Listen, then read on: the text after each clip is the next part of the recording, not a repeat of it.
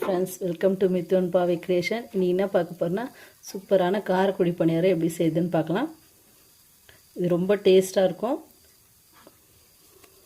ரொம்ப செலவும் இல்லை. நம்ம வீட்டில் யூஸ்வலாக யூஸ் பண்ணுற நம்ம இட்லி மாவு வச்சு செய்திடலாம். ஒரு 5 மினிட்ஸ் போதுமானது. ஈவினிங் ஸ்கூல் விட்டு குழந்தைங்க வரதுக்குள்ளே ஒரு ஹெல்த்தியான ஸ்நாக்ஸாக செய்து கொடுத்துடலாம். வாங்க எப்படி செய்யுதுன்னு பார்க்கலாம். என்ன பொருள் தேவைன்னு பார்த்துடலாம். இட்லி மாவு தான் ஒரு கிண்ணம் எடுத்து வச்சுருக்கேன். 2 வெங்காயம், 5 பச்சை மிளகாய் ரொம்ப பொடியாக நறுக்கி வச்சுருக்கேன். கருவேப்பிலை, கொத்தமல்லி, பெருங்காயத்தூள், உளுத்தம்பருப்பு, கடலைப்பருப்பு. இட்லி மாவு கொஞ்சம் கெட்டியாக வச்சுங்க. அதில் உப்பு, தோசை மட்டும் போட்டு கலக்கி வச்சுங்க. அவ்வளோதான் தேவையான பொருள். வாங்க எப்படி செய்யுதுன்னு பார்க்கலாம். ஃப்ரை பேன் அடுப்பில் வச்சுட்டேன். கொஞ்சம் எண்ணெய் விட்டுங்க. கொஞ்சம் கூடுதலாக இருந்தால் கூட பரவாயில்ல. எண்ணெய் குழி பணியாரம் ஒட்டாமல் நல்லா வரும். எண்ணெய் லைட்டாக கொஞ்சம் காயட்டும், ரொம்ப காயணும்லாம் அவசியம் இல்லை. எண்ணெய் கொஞ்சம் சூடாகிடுச்சு. இப்போ உளுத்தம்பருப்பு, கடலைப்பருப்பு சேர்த்துக்கலாம். நேரத்துக்கு உளுத்தம்பருப்பு, கடலைப்பருப்பு கொஞ்சம் கூடுதலாக போடுங்க. அது ஒரு மாதிரி கடித்து சாப்பிடும்போது கொஞ்சம் க்ரன்ச்சாக நல்லாயிருக்கும். கொஞ்சம் ஸ்லோ ஃபயரில் வச்சு கொஞ்சம் ப்ரௌனிஷாக வரட்டும். பருப்பு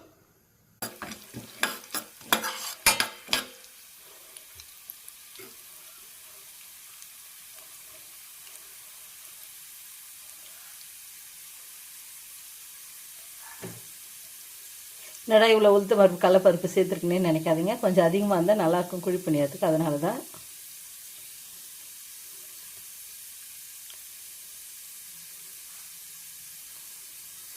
பாருங்கள் ஃப்ரெண்ட்ஸ், பருப்பு கலர் மாறிடுச்சு. இப்போ வெங்காயம் சேர்த்துக்கலாம். வெங்காயம் ரொம்ப பொடியாக நறுக்கி வச்சுங்க, நல்லாயிருக்கும். நான் 2 வெங்காயம் சேர்க்குறேன். வெங்காயம் சேர்த்துட்டு கொஞ்சமாக உப்பு சேர்த்துக்கலாம். ஏற்கனவே உப்பு மாவில் போட்டு கரைச்சி வச்சுருக்கணுமா, அதனால் கொஞ்சம் அளவு பார்த்து சேர்த்துங்க.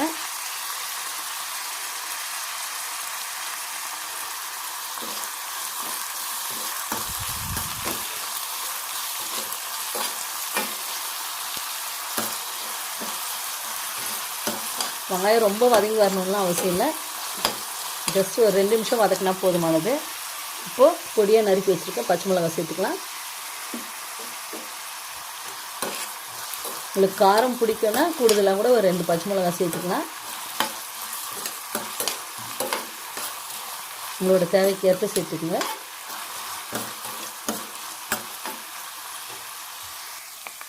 கருவேப்பிலை சேர்த்துக்கலாம்.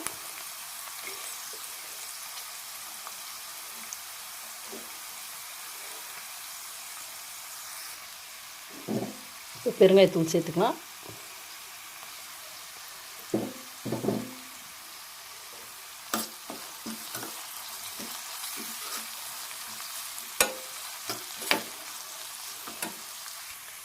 ஃப்ரெண்ட்ஸ், கடையிலலாம் சாப்பிடும்போது குழி பணியாரம் கொஞ்சம் எல்லோ கலரில் இருக்கும் இல்லைங்களா, அதுக்கு உங்களுக்கு தேவைன்னா ஆப்ஷனல் தான். மஞ்சள்தூள் கொஞ்சமாக சேர்த்துக்குங்க. நான் கொஞ்சமாக சேர்த்துக்கினேன், சும்மா ஒரு 1/4 ஸ்பூனுக்கும் கம்மியாக சேர்த்துக்குங்க. இது உங்களோட விருப்பம் தான். கொஞ்சம் எல்லோ கலர் பிடிக்குன்னா நீங்கள் சேர்த்துக்கலாம், இல்லை வேணாம் ஒயிட்டாகவே இருக்கணும்னா கூட நீங்கள் சேர்த்துக்காம கூட அவாய்ட் பண்ணிடலாம். மஞ்சள் தூள் சேர்த்து கொஞ்சம் லைட்டாக வதக்கிட்டோம். போதும் ஃப்ரெண்ட்ஸ், சுவிட்ச் ஆஃப் பண்ணிடலாம்.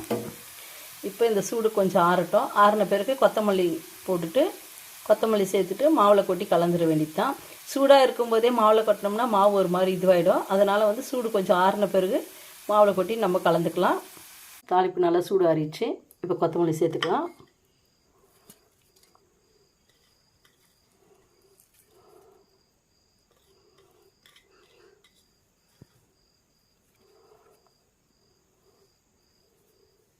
நம்ம குழி பணியாரத்தை பொறுத்த வரைக்கும் எல்லாமே ரொம்ப ஃபைனாக சாப் பண்ணியிருக்கணும்.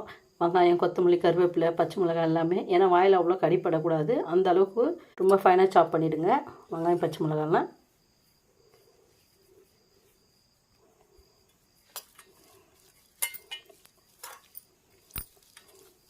பாருங்கள் ஃப்ரெண்ட்ஸ், தாளிப்பு எவ்வளோ சூப்பராக இருக்குது பாருங்கள் பார்க்குறதுக்கு.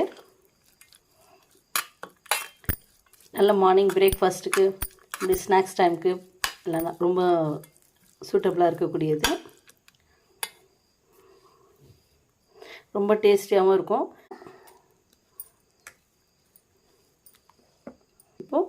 தாளிப்பு மாவோடு கலந்துக்கலாம்.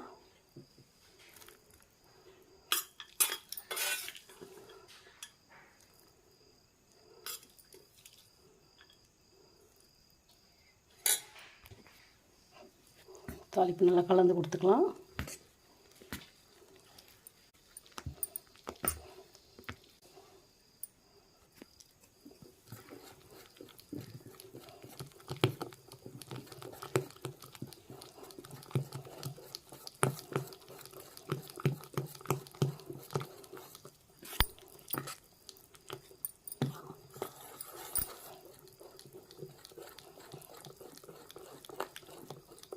பாருங்கள் ஃப்ரெண்ட்ஸ், நல்லா மாவு கலந்துட்டோம். நல்லா மசாலா கலந்து வந்துடுச்சு மாவில்.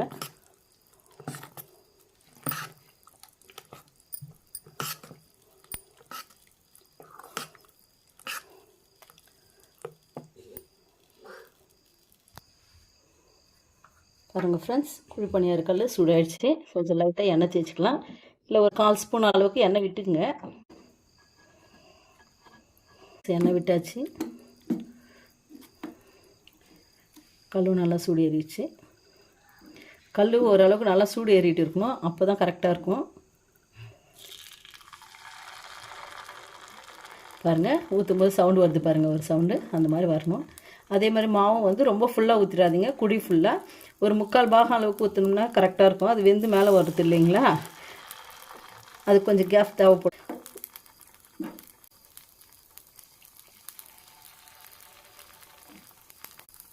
ஓரளவு கரெக்டாக வந்து வருது பாருங்கள். அந்த ஓரெல்லாம் ஒரு பபுள்ஸ் வருது பாருங்கள், அந்த மாதிரி வரணும். ரொம்ப சட்டுன்னு செய்திடலாம். ஒரு 10 மினிட்ஸ் அளவுக்கு இருந்தால் போதும். என்ன இதில் வெங்காயம் பச்சை மிளகாய் அதெல்லாம் தான் கொஞ்சம் நறுக்கு டைம் ஆகும். நல்ல ஒரு ஹெல்த்தியான ஸ்நாக்ஸ் டைம்லையும் சாப்பிட்லாம், பிரேக்ஃபாஸ்ட் டைம்லையும் சாப்பிட்லாம். நல்ல ஒரு சூப்பரான டிஃபன். ஓரளவுக்கு நல்லா வெந்துடுச்சுன்னா அதுக்கப்புறம் திருப்பி போட்டு ஒரு 2 நிமிஷம் வேக விட்டோம்னா சரியாக போயிடும். ஒரு 5 மினிட்ஸ் ஆகும். ஸ்லோ ஃபயர்லேயே வைங்க, ரொம்ப ஃபாஸ்ட்டாக வச்சிங்கன்னா தீஞ்சு போயிடும் அடியெல்லாம். பாருங்கள் ஃப்ரெண்ட்ஸ், நல்லா வெந்து வந்துட்டு குழி பணியாரம். இப்போ திருப்பி விட்டுக்கலாம்.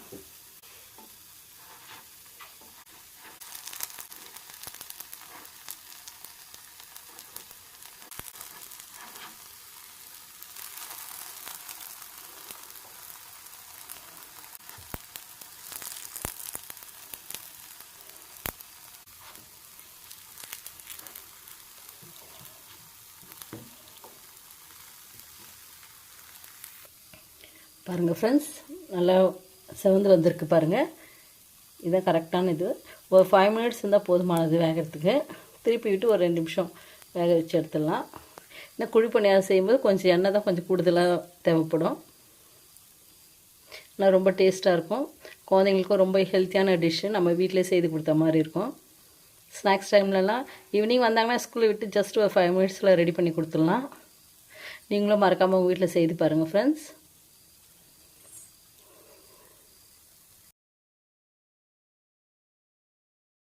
ஃப்ரெண்ட்ஸ், சூப்பரான குழி பணியாரம் ரெடி.